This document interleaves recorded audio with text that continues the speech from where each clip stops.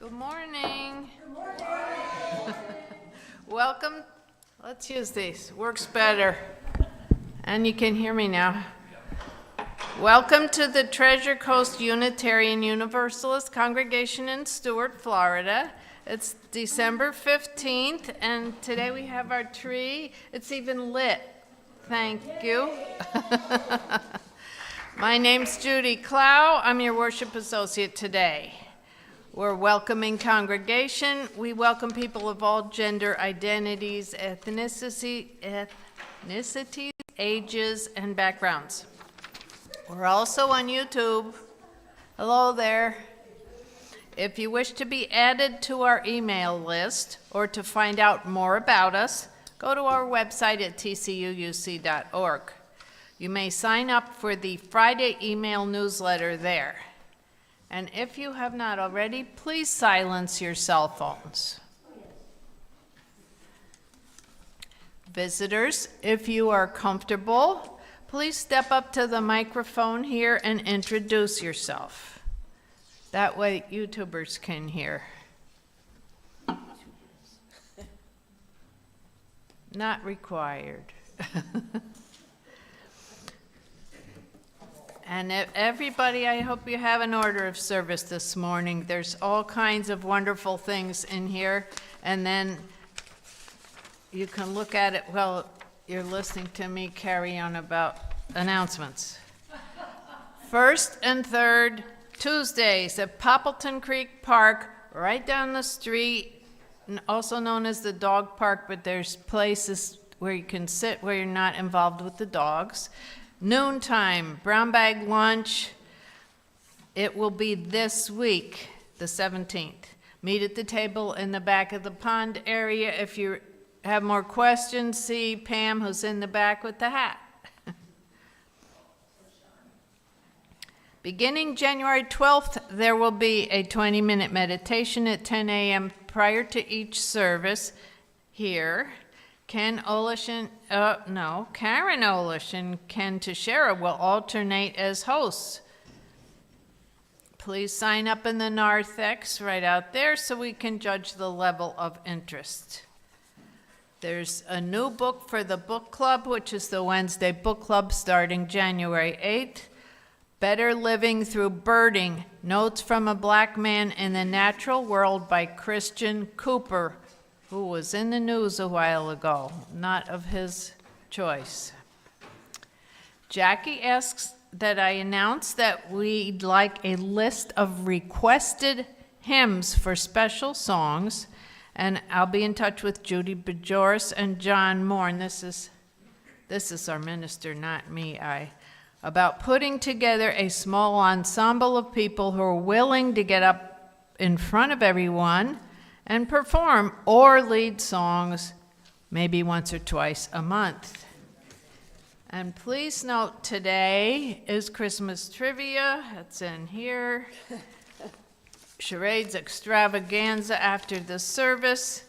Come prepared to laugh. In addition, Cherie has arranged for a lovely selection of items to be sold, all to benefit our church here. Thank you, Cherie. Let's see if I got everything. One more. What did I forget? I've been told to announce there'll be a brief board meeting following the service in the back of the sanctuary. Was there anything else I was supposed to say to you? Okay. Okay, good. Coffee and cookies, as you know, after that. Big thanks to everyone who helped with the service. Jackie for the music, Robbins. Greeters, Kitty, Raul, and Janet Grote. Ushers and our tech elf, Karina Poloni. And if you have a chance to see her when she comes out of where she's working, she has an elf hat today. Thanks to Pat. Tech support, Rachel Valentino, and backups are Stan and Alistair Forrester, who are here. Hospitality team is Joanne Leone and Marguerite Gregory, and Reverend Bob MacDonald's in the pulpit, as you have seen. Here is the prelude. Where's Kitty? Where's Kitty and Jackie? Are they in the back?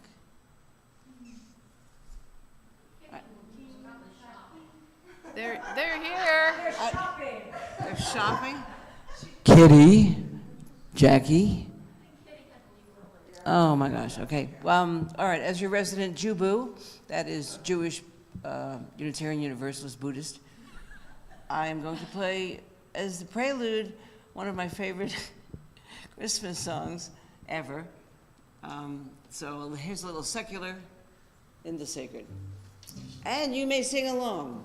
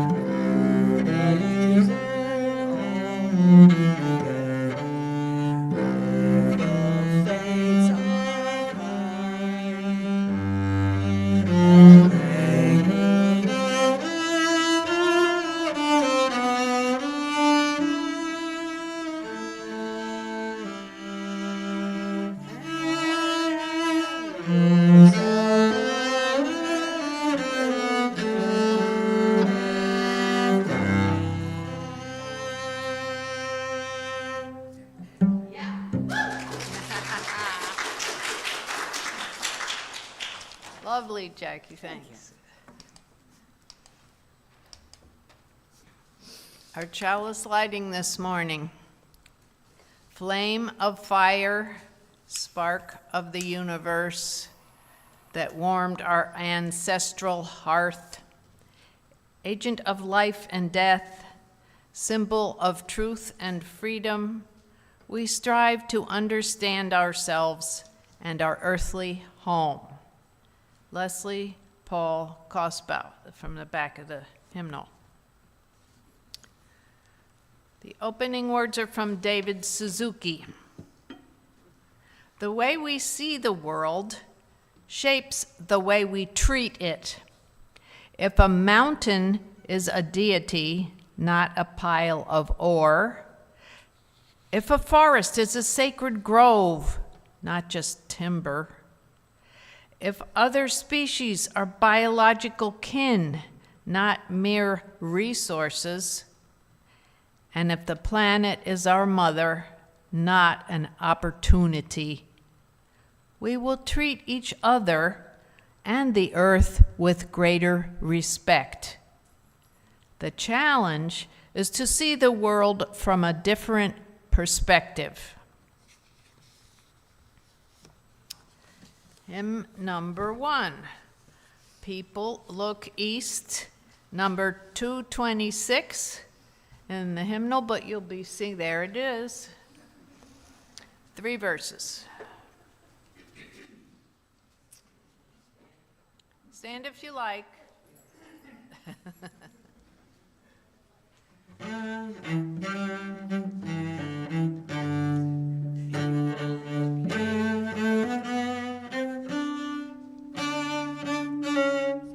Starting that again. New key and.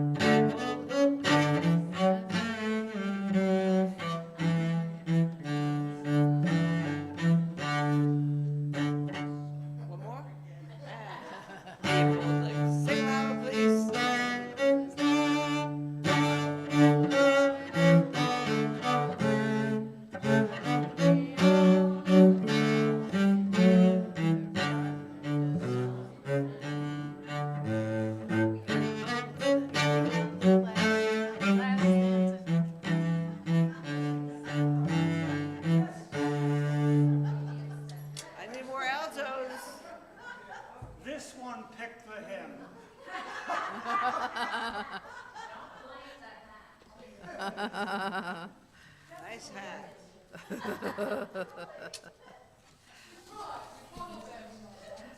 Let us recite our affirmation, speaking the first verse and singing the second. Love is the spirit of this church, and service is its law. This is our great covenant, to dwell together in peace, to seek the truth in love, and to help one another.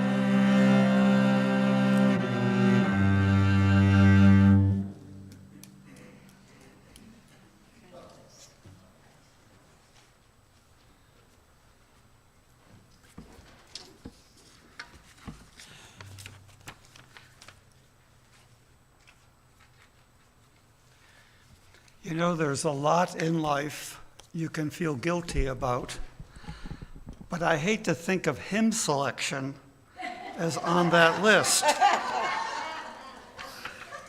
The responsive reading is 587. We were never meant to survive.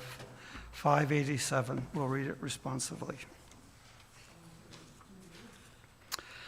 Audra Lord. For those of us who live at the shoreline, standing upon the constant edges of decision, crucial and alone, for those of us who cannot indulge the passing dreams of choice, for those of us who were imprinted with fear like a faint line in the center of our foreheads, learning to be afraid with our mother's milk, for by this weapon, this illusion of some safety to be found, the heavy-footed hope to silence us. For all of us, this instant and this triumph, we were never meant to survive. And when the sun rises, we are afraid it might not remain. When the sun sets, we are afraid it might not rise in the morning. And when we speak, we are afraid our words will not be heard nor welcomed. But when we are silent, we are still afraid. So it is better to speak remembering we were never meant to survive.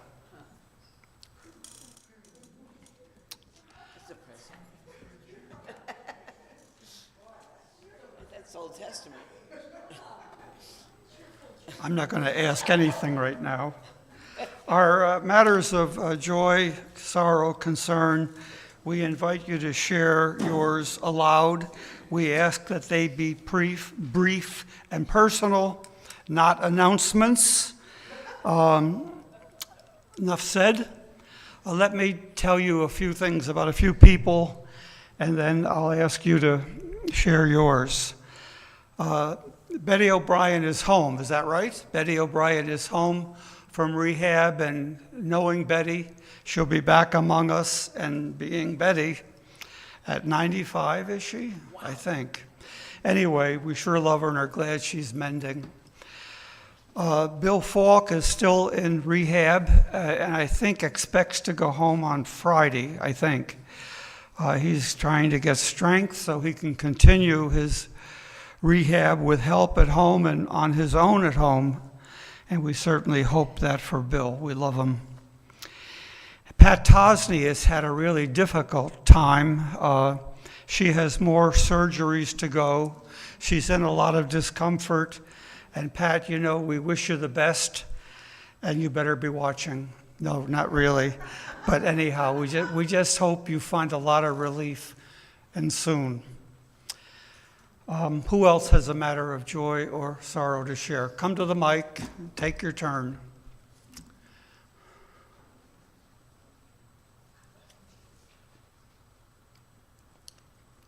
Good morning, everyone. I'm Tia Breeding. I have a combined joy and sorrow, which is that my sister Judith, whom we all know here, spent a miserable week or so and finally went to the hospital, and they kept her, did all kinds of tests. So she wound up, she had 2 serious bacterial infections in her intestines. So one of them is strange enough and serious enough that the health department had to consult her about where she's eaten and where she's been and all that kind of stuff. So they told her to take her time. She's home. They told her to take her time recovering and she's very infectious. So she's not here, but I promised her we would all say hello to her and David. Hi, Judith. Where are you? Hi, David. Thank you, Thank Tia. you. That's from Judith. Okay, you go, and then you go. Good morning. My name is Jim, and I know most of you. My joy is that our son Haven, who was 25 years old, visiting us from Portland, came to visit, and we had a wonderful time. And I'm realizing that he's 25 and he's changed a lot since he was an embryo. And he's a full-fledged adult. And part of me is still a dad thinking I want to tell him what to do, and I haven't changed a lot. So my joy is that I get to evolve into the next phase of parenting, and I'm blessed to have a wonderful son and to be able to interact like that. That's my joy. Great. Pam.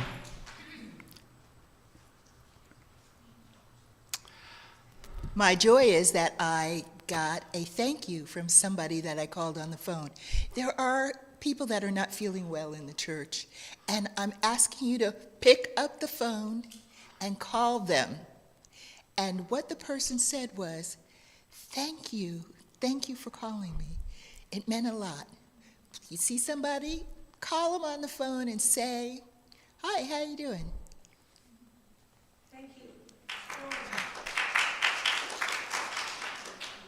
Is there anyone else? Hold the applause, just hear the concern or joy, whatever. This is a joy, and it's because the smallest thing can bring you back to somebody that you miss and or might be thinking of often. And on my way here today, I heard on the radio that parts of the world, especially England, and Irish pubs have run out of Guinness. And it reminded me of my dad, whose birthday is this week, and he loved his Guinness, and he enjoyed just watching it slowly pour in, and that brings a great joy to me to be reminded of people I love, and just wanted to pass that on.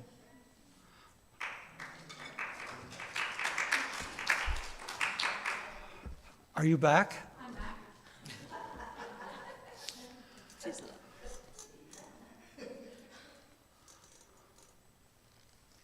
This is a joy.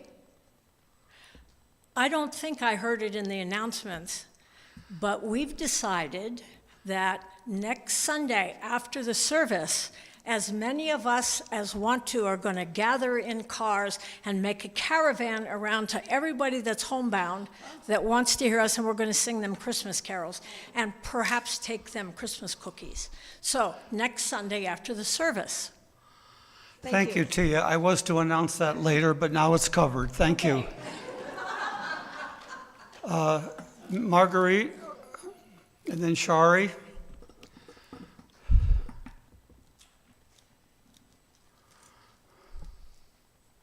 I'm Marguerite Gregory. I want us to think about Linda and Dan Shuey.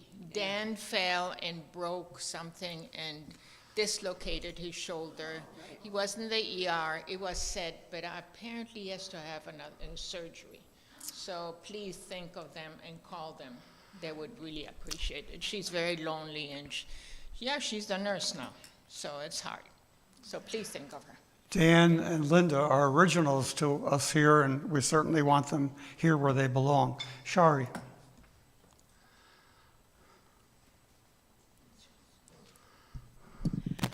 Good morning. I'm Shari Louise, relatively new member. And my joy is I am so grateful for this family.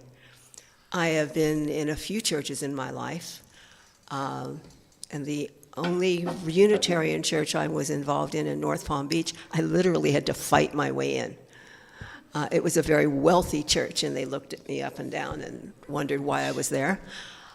And so I became the president of the women's club, and I became the administrator of the church to get even. But I am so grateful for this family. You are warm, you are thoughtful, you are caring. Thank you. This is home. Thank you, Shari. We always wish the best for our sister UU churches in the area, but I always add they're much too far to go to, but we wish them the best. You understand, I'm sure. Anyone else with a matter of joy or sorrow to share? Okay, then we always move a stone for those we haven't said out loud, but have on our minds and hearts, and all of us have folks like that. And now, a meditation. The meditation is actually in the offertory words by Judith Meyer, but I'm reading it as our meditation. Anne Sexton wrote, "Look to your heart that flutters in and out like a moth. God is not indifferent to your need. You have 1,000 prayers, but God has one. Dear God, we give thanks for those moments when we can feel that we live in a world that is not indifferent to our need. We all have so many needs, 1,000 prayers, 1,000 needs that really only need one answer. Let the world not be indifferent. And may we live and be with each other in a way that shows this truth, whatever the day brings, that neither are we indifferent to each other."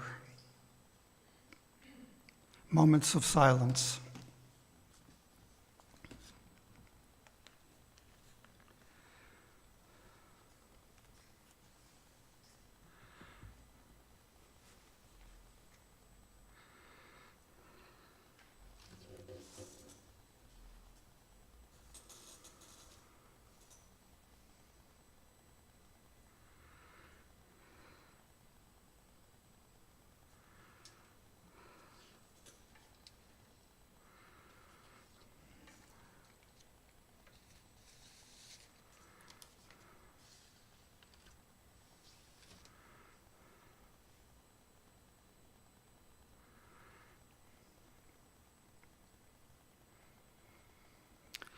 The hymn Spirit of Life is 123. We hum it through once and then we sing it once, standing or sitting, your choice.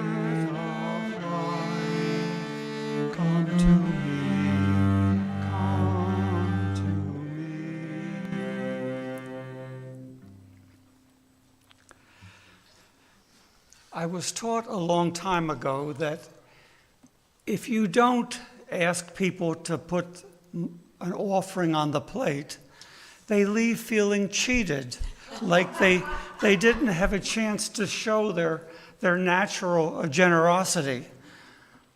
We don't want you to leave that way, just like we don't want you to leave feeling like the hymns were a struggle. So we work on making it a good experience, which we hope you've had, and which we hope you now respond to. If I have two willing souls to be ushers. Oh, my cup runneth over. Thank you.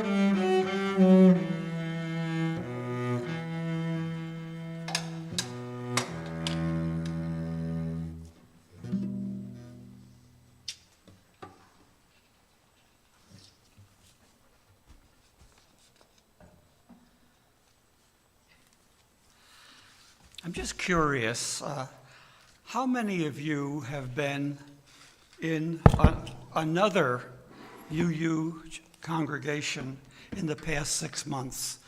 On your travels, of course, or where you live in other parts of the country. I'm just curious, did the ministers there seem more in control of what was going on? Would you say yes or no? Maybe you can tell me afterwards. We do have some good things planned in the coming weeks. We've mentioned the caroling next Sunday. We'll put together a very brief sheet of 3 songs. We'll practice once, and then we'll sing our hearts out, outside or inside, wherever we can get close to our congregants who would be in the choir if they were able to be. Christmas Eve at 5 o'clock, we have a brief 30, 40 minutes service we call carols, candy, or candles, and cookies, no candy. But guess which part you're invited to bring? That's right. So anyway, that's been a fun thing, speaking to the past of many of us, speaking to something we found meaningful in other places.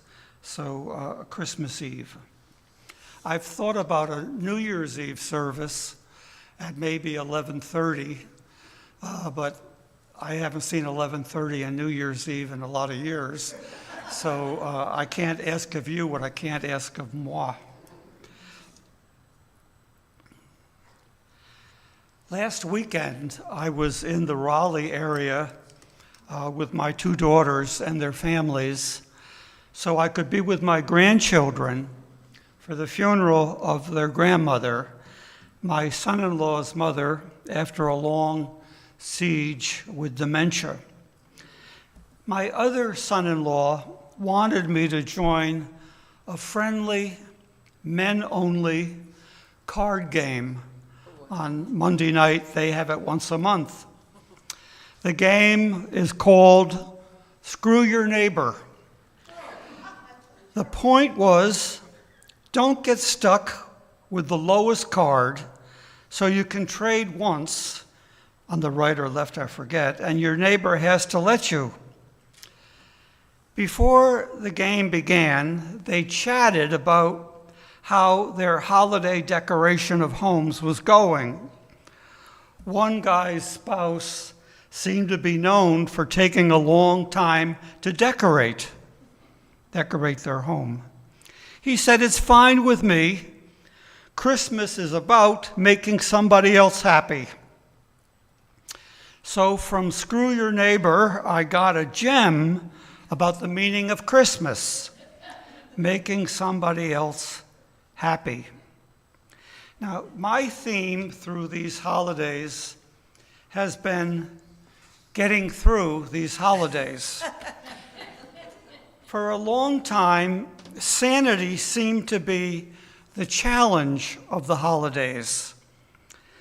There was the time I thought I was in line for a parking spot at the Jensen Beach Mall. A guy pulled up behind me and informed me with feeling that he had been waiting for that spot and I had cut in. I left and soon discovered that online shopping had a real appeal. There was the time, a dozen or so years ago, I decided I should have the cultural experience once of waiting in a long line the night before Black Friday at Walmart, US 1, Port St. Lucie. The deals were uncovered from guarded piles in the aisles 15 minutes before midnight. The alarm at midnight began the grabbing, and the deals were gone in 5 or 10 seconds.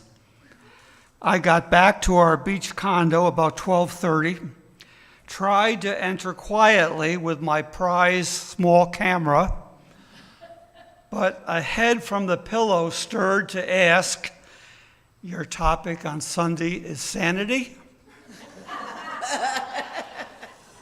My topic these Sundays and into 2025 is sanity with feeling and with fear. I am feeling the fear big time, and the sanity TBD, to be decided. Christmas is large part nostalgia. Nostalgia for family of origin. Nostalgia for the family you got to originate. As a retired Christian minister, I feel a bit of nostalgia for the Advent calendar. Not the candy-holding kind. Christian ministers get a theme for each Sunday leading up to Christmas. The themes are hope, love, joy, and peace, the 4 Sundays of Advent. The first Sunday is hope. Not hope for the world, but hope for the second coming of Christ. The first Sunday of Advent was clearly Adventist. Incidentally, there was a Seventh-day Adventist church near my little churches in the countryside in West Virginia. And when they didn't have a minister, they invited neighboring ministers in. It was on Saturday, so you got to practice your sermon for the next day. So I asked them how they differed other than Saturday worship, and they told me they emphasized the second coming. While I was trying to figure out what the first coming meant to me, he was Jewish, he was a teacher, he made a big deal of priorities. That much I could figure out. But the second coming, I never went there in all my career to that topic on the first Sundays of Advent, and no one seemed to notice. The meaning of the third Sunday today was minted in the monasteries of Europe in the Middle Ages. Approaching Christmas, you were supposed to be repenting, on your knees, mournful, So some monastic soul suggested, can't we be happy, joyful on one Sunday of the 4? So the third Sunday got the theme joy, gaudete, rejoice. And the pink candle was to represent that joy. Once I learned that the recipe for Christmas was 3 parts sad and 1 part joy, traditionally, then I was on my way, before I knew it, to people who would be left behind in that second coming. I would take my chances. A healthy dose of nostalgia might help us get through the troubling times ahead. I feel the love of people who gave more than they had to give, the love of people who did the work they had to do to get by, and so we all got by. I'm warmed by remembering what was done for my happiness when I was a child. I think in the 70s, posters like big Post-it notes were popular to put on the wall so you remembered what was helping you, guiding you on mountaintops and in valleys. If you had a family and children, you would know both mountaintops and valleys. I've told you often about the poster with the doll going through a washboard wringer, and it said, the truth will set you free, but first it will make you miserable. I put that on the inside door of my office. When people came to me for counseling, they would get that. I was also given a poster that said, I believe there is a conspiracy out there to make me happy. Every Christmas time, the warming nostalgia of my own childhood, those years come back to bless. And the warming memories of scrambling together Christmases for little children that we got to raise, those memories come back to bless. In fact, I never forget there's a dollhouse that I thought if I put together after my midnight mass, I thought it would be ready in an hour or two and I could then go to bed. It was about ready when the kiddies got up. And now it resides in an attic of one of those daughters, I'm suspecting with residents that have 4 legs, but I don't know about that. So the holidays, whatever kinds of exhausting they might be, gift overspending, food prep to stay with us where we are really wanting to shed it, company overstaying, no, not that, surely not that. But I remember the son of David Craig who envisioned and majorly funded this new sanctuary, the son for David's eulogy in that building over there before we had this sanctuary. He said that his father always said his favorite light of the holiday season was the tail light of his children's family car after their holiday stay. The emotional freight of this season gives me some hints of what we need and what we have to see us through a difficult time ahead, a difficult matter of years ahead.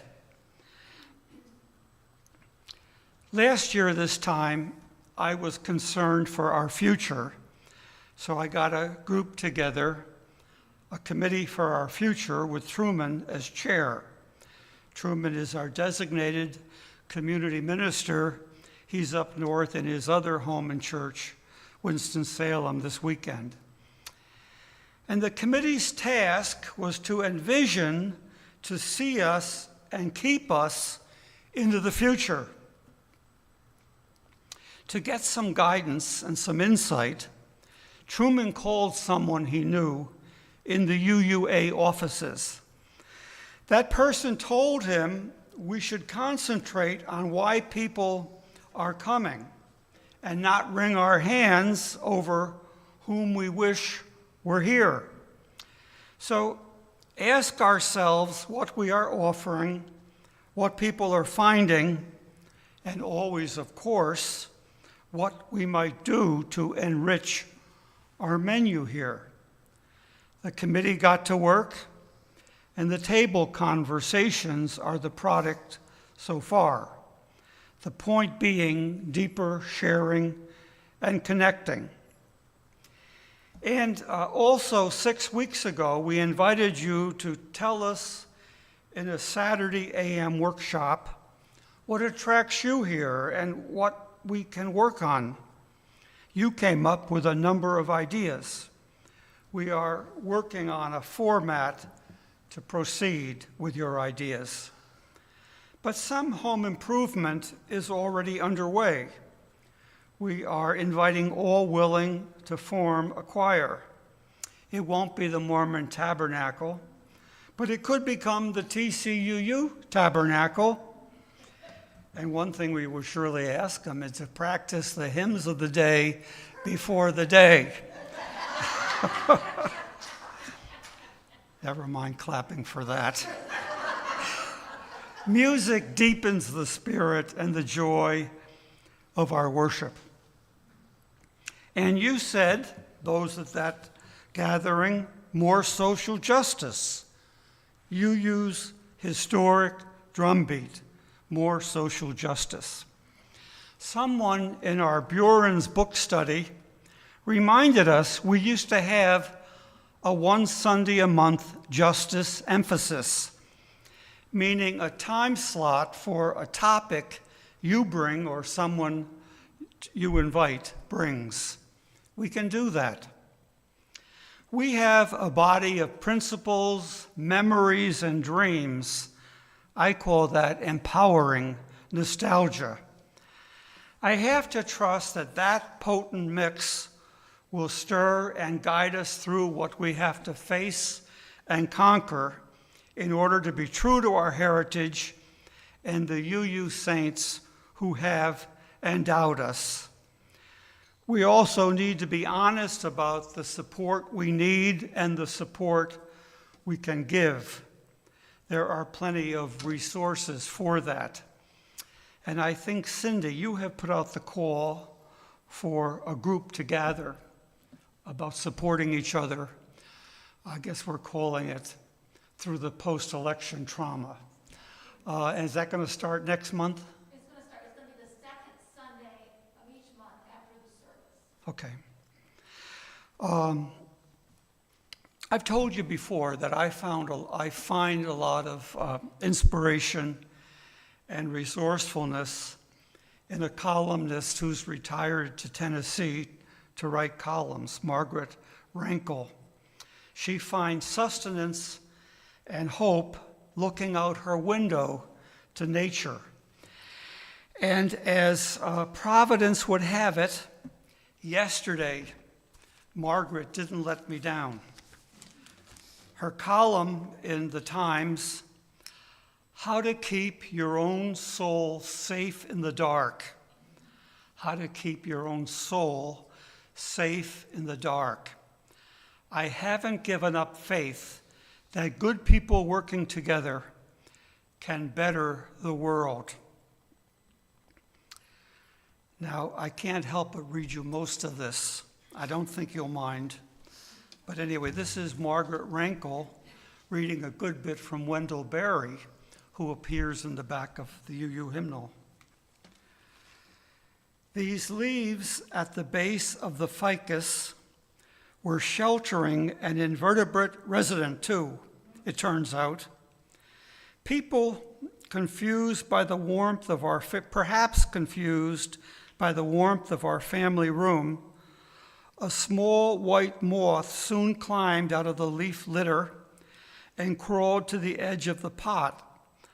I made a hollow of my hands, careful not to touch its powdery wings, and carried it outside, setting it down in a potted plant that stays outdoors all winter, its own leafy blanket intact.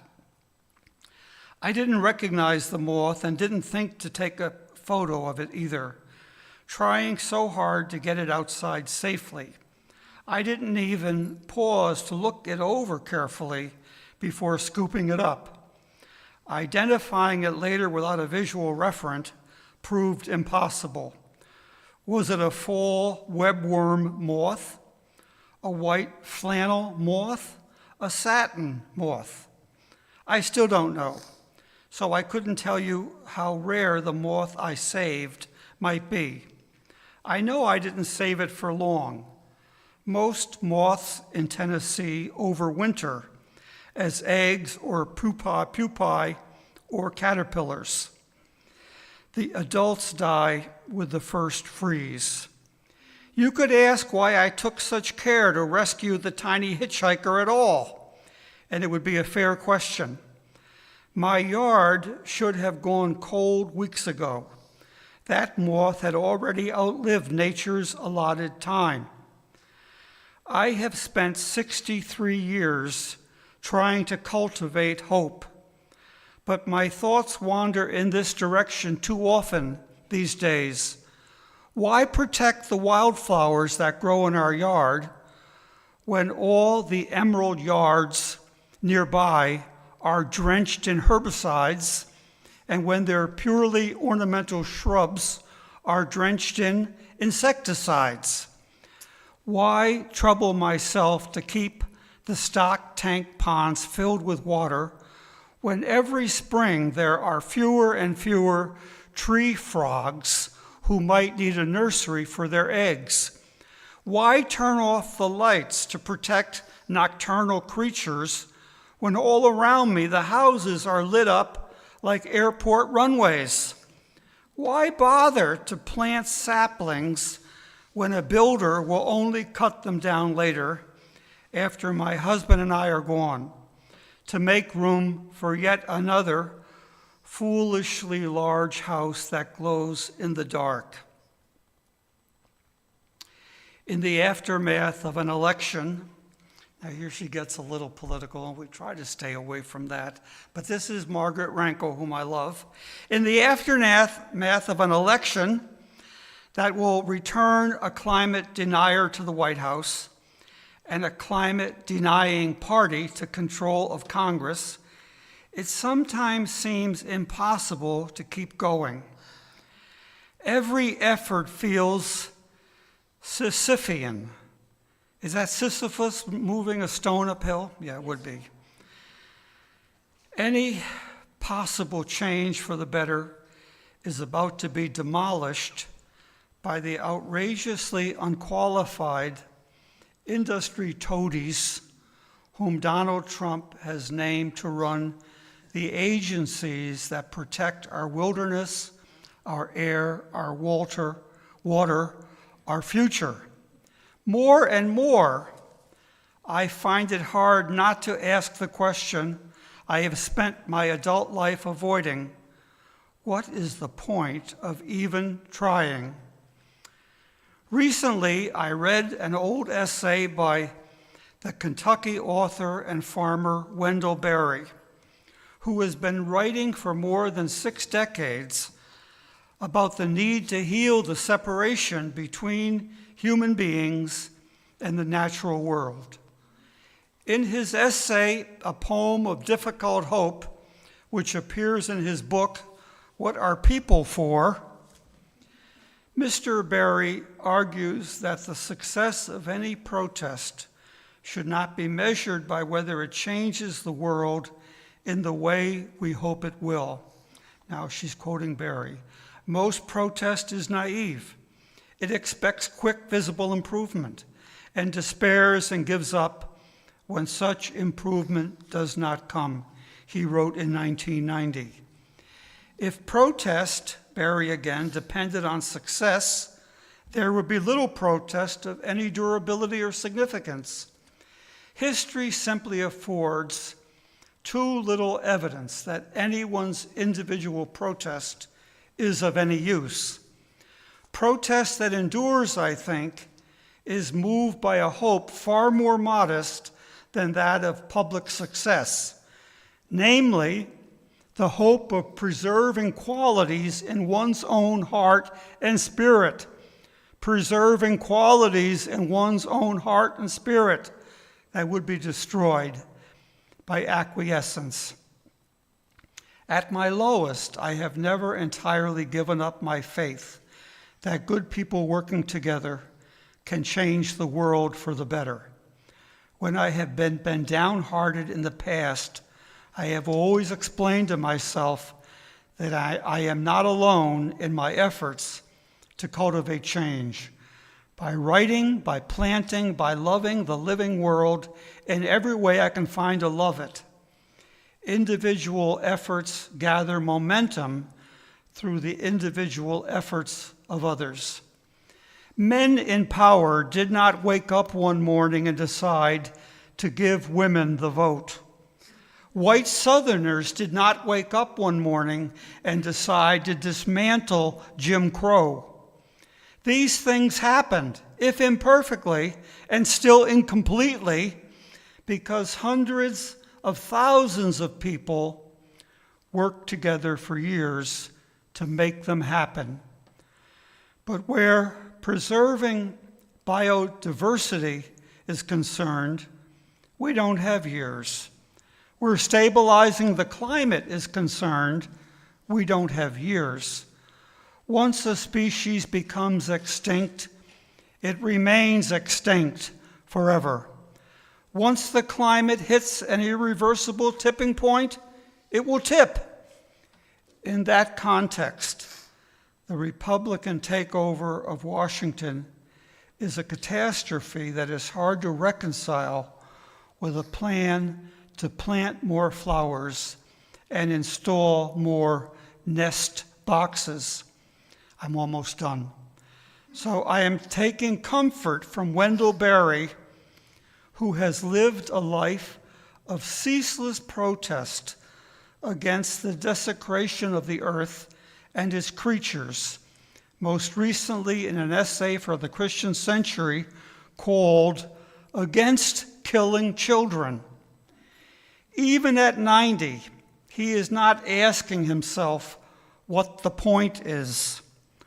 All I am reminding myself, and I am reminding myself that any backyard moth is a rarity to be treasured in its hidden places, to be nurtured in its silence, for however many nights the hot world gives it. I am luxuriating in the sugar maples in our yard that this fall put on a golden show, the likes of which they have not done in more than a decade, and in the flock of cedar waxwings that has been visibly dwindling winter after winter, but is suddenly back in numbers I've never seen before. I am grateful, too, for the dark-eyed juncos who are here again this winter to scratch among the fallen leaves. In saving the leaves for the moths and the fireflies and the dark-eyed juncos, I am still trying. And in the trying, perhaps, I can save my own soul. Margaret Rankel and Wendell Berry. How many 90-year-olds have we known just in this little congregation who just oozed, you don't give up, you don't give up. Emotion seems the point and the blessing of these holidays. The joy we felt as children in our family of origin eventually had the added realization that our parents, wittingly or unwittingly, showed us their joy in giving as they conspired for our happiness. And then if we got to originate our own families with young or be part of such settings with others, we learned that the magical thinking that it all came down the chimney was a lot easier than the work we had to put in to bring the joy off. And then the joy of giving to teens was recalibrated when we got the message, thank you, but please don't buy us clothing. Just to check, please, so we can pick out something we will wear. Maybe more diplomatically put. So it's still a joy in giving, albeit an easier one, and just a tad muted. The emotions we carry this holiday season are a bundle. I don't recall fear and anxiety and dread on the Advent calendar. Maybe we need a new church group. Oh yes, I said we're getting that. Post-election support starting in January. I think we know this hymn, 231. Let's take a look at it and then we'll vote on whether we know it.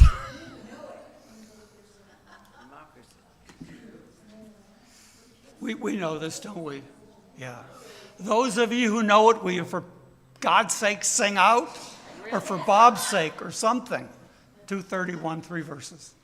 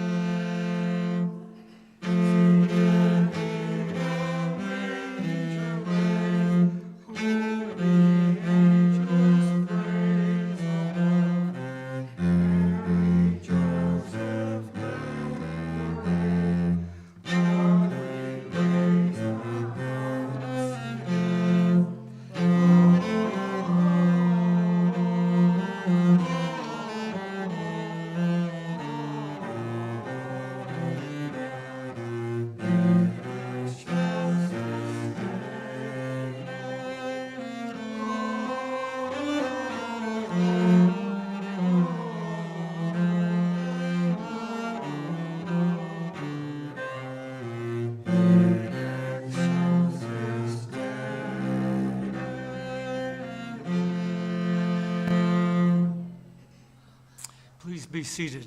Nice job. And thank you for the music to my ears. The closing words are by May Sarton in the back of the hymnal. Help us to be the always hopeful gardeners of the Spirit, who know that without darkness nothing comes to birth, as without light nothing flowers. May Sarton.